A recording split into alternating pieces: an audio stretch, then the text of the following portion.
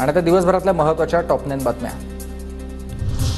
ओम बिर्ला 18व्या लोकसभेचे नवे अध्यक्ष। आवाजी मतदानानं बिर्लांची निवड। मोदींसह राहुल गांधींकडून ओम बिर्लांचं अभिनंदन।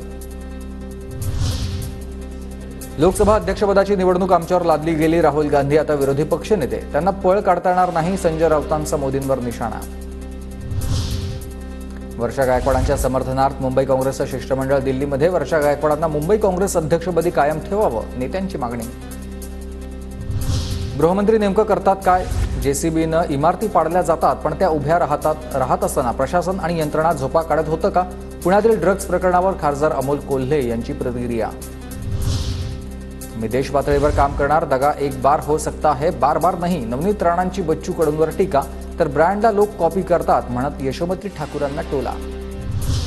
इंद्रायणी नदी प्रदूषणाविरोधात ठाकरेगडाचं आंदोलन। वारकऱ्यांसह जलप्रदूषण दिंडी काढत प्रदूषण नियंत्रण मंडळाकडून निषेध।